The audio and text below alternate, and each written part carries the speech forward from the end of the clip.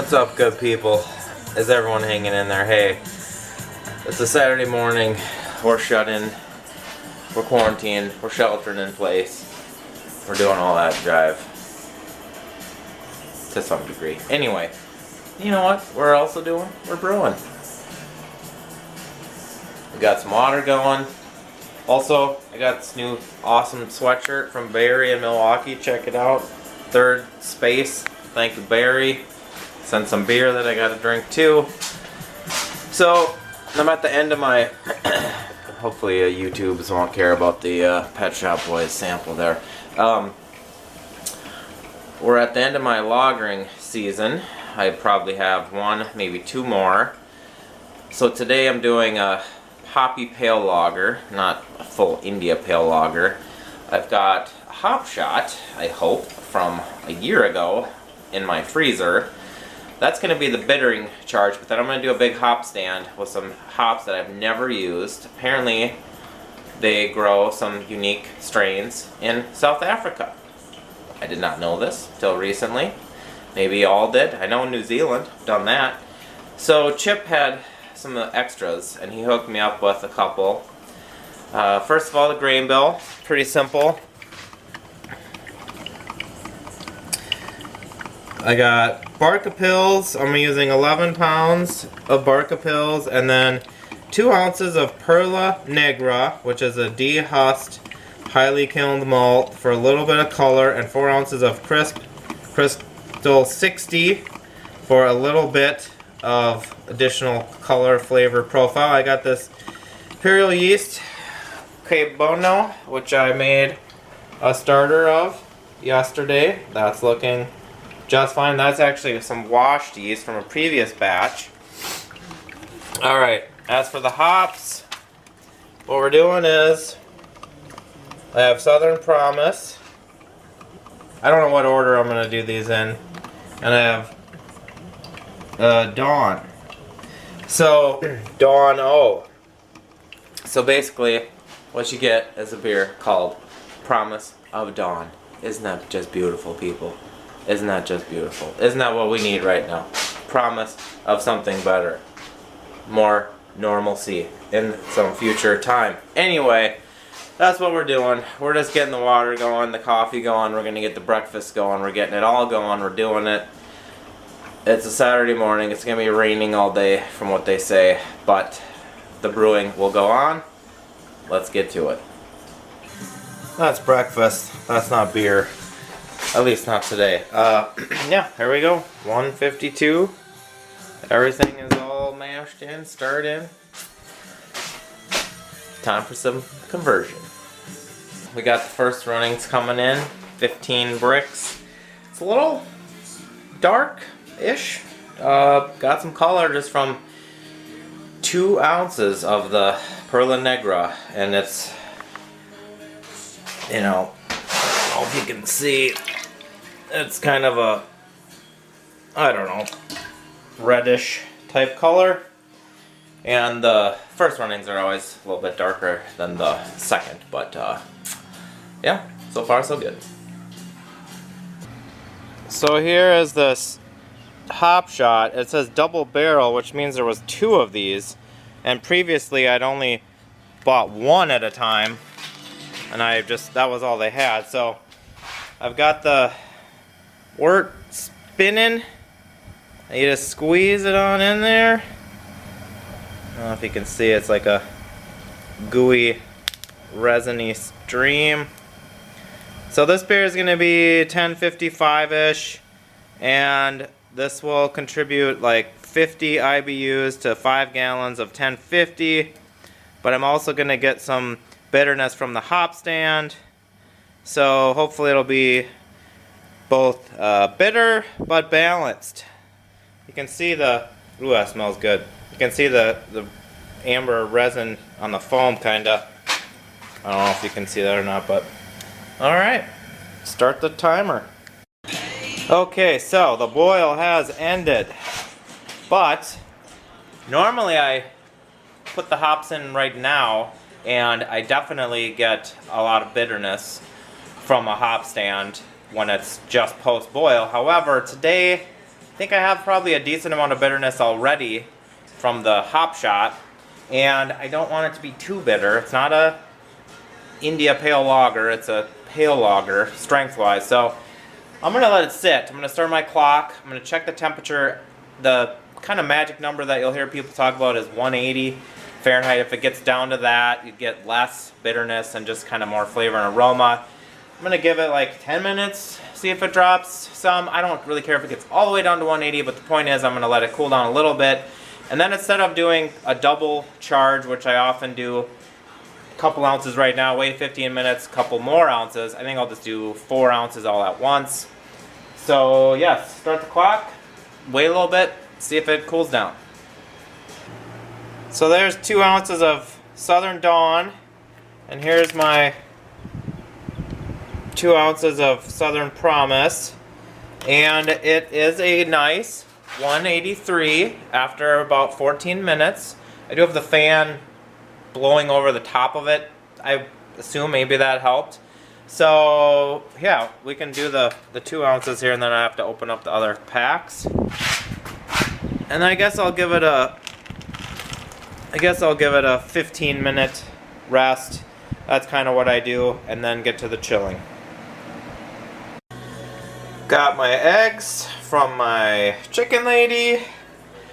Time to do the yeast starter. Turn this off.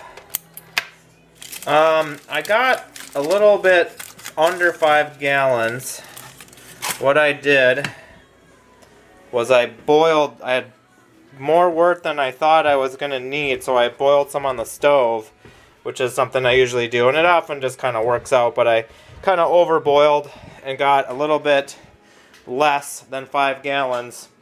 So I added about a quart of cold water just to bring the volume up a little bit, which would affect my gravity reading since I already pulled out the wort for that, but I'll see if I need to worry about that. Not too worried about it. It would drop it a couple points. Maybe I'll do the math. Alright, there goes the yeast. So now I'll aerate it and then get it over in my cold corner closet and get her going. So here we are, about a little over a day since pitching, and she's rocking and rolling. It's pretty cool.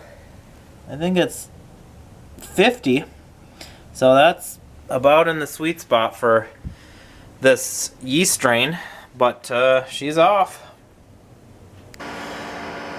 We rolling?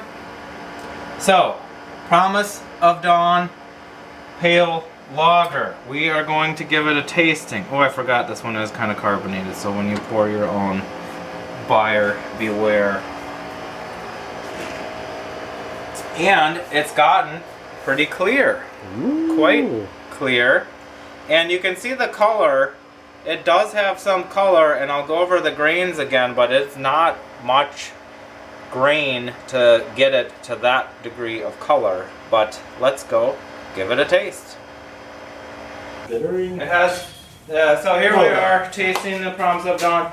The bittering is Hop Shot. Hop Shot.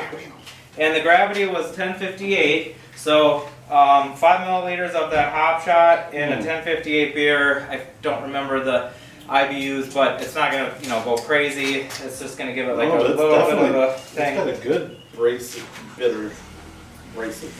And this is the one that I did cool down to 180 for all of the hop sand dishes. There was none at flame out, which you might get more bitterness. So the bitterness, theoretically, is from the Hop Shot. No, it's firm. And I just was talking about the grain. So 2 ounces of a highly kilned, dehusked Perla Negra. So only 2 ounces, and then 4 ounces of a Crystal 60. So those, a little bit of specialty grains. Otherwise, it was all Barca Pills, which would be pretty light. So it just gives it that nice kind of, I don't know, light copper, light orange, light amber. It's like a copper lager, India copper lager. You know, it drinks like a nice. I mean, I say this sometimes, and maybe it doesn't make sense to people, but years ago you would just, if before there were a lot of brew pubs, if you went into a brew pub and you drank a really nice tasting, well-made, rich, kind of small batch beer, it just made you have this sensation of, that's just a nice drinking, beer. And I think that's probably like something to do with the malt, maybe the hops. The yeast on this was the Que Bueno, so a lager yeast. Definitely seems cleaner, as you were pointing out, than the one with the I think Urkel so. Yeah. for your system. I think that worked good. Than the one with the Urkel. It's Yeah. interesting because that would go into like a Vienna lager, which this definitely looks like, like it could be a lower range Well, and of that color. I made that Vienna lager too. Mm-hmm. So, that's good. It's the hops. They're to me they're very, very fruity, but not like these tropical fruits of all the mangoes and the papayas. They're just like, it's got a fruitiness, almost like a candy fruitiness. Red berries. It is sweet though. It's surprisingly sweet. I just wonder how much that comes from 4 ounces of crystal. Plus it is the Barca Pills, which is a little bit sweeter sometimes. The gravity got down to 1011, so we're at 1058. So the descriptors of these hops, Southern Promise, Southern Dawn, they keep saying smooth, clean bitterness, woody, earthy, slight fruit and spice, spice and fruit, citrus, herbal, fruity, spicy. All these generic terms, which I guess I thought the hops would be more unique, and in fact I feel like what I get out of this is, it reminds me of some of the New Zealand hops. I get kind of like a lime zest, a lemony, a liminess, and this beer has now been in the keg 2 months. So maybe it was a little bit more. I did want it to mellow out and get a little bit clearer. The hops haven't dropped off too much, a little bit.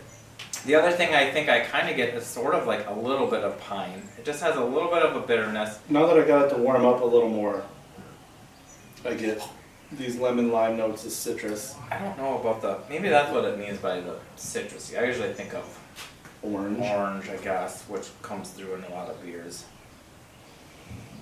Herbal, woody, earthy, maybe? Maybe Yes. woody. I don't get Suggestive. herbal or spicy.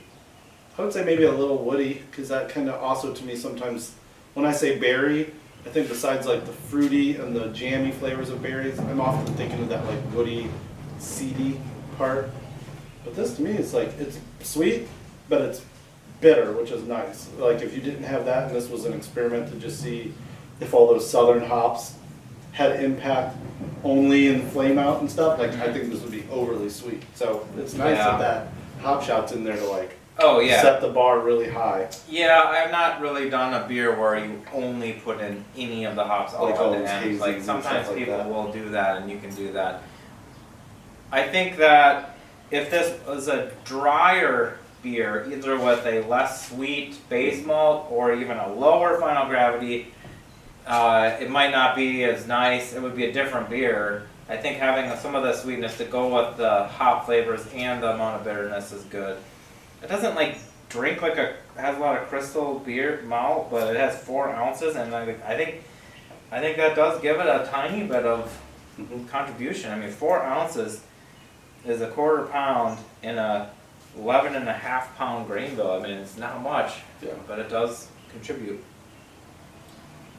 You were expecting this to pop a little bit more with those South African hops? I think just so. 'cause we don't know what they're like. I think so, and I've made a couple of New Zealand hop beers, and especially the first one that I did was really just unique, and it had a great, I believe, aroma and flavor, just different.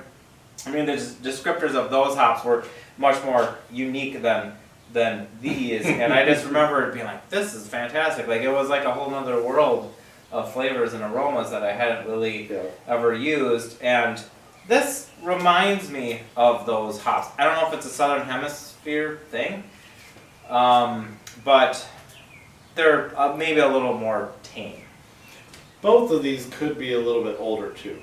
I mean, The crop year The ones, hops. I gave you both of these. They had both been given to me, like gifted to me, and sat in my freezer. And Okay. they're not like 5 years old, but they are probably not. Well, last year when I gave them to you, they probably weren't even 18 crop years, so they might be 5 Well, years old. that also would affect the bitterness.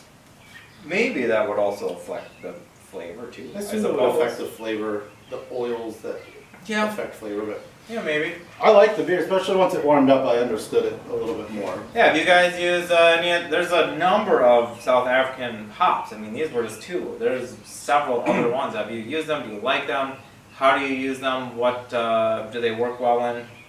It was fun. It was fun to try. Again, like I kind of said with the Italian pills that we just tasted, perfectly drinkable beer. Maybe not what I expected. This one is, I had no expectations because I never used these hops. Alright, I guess that does it for now. Thanks for watching. Catch you later. It's Daniel's Garage.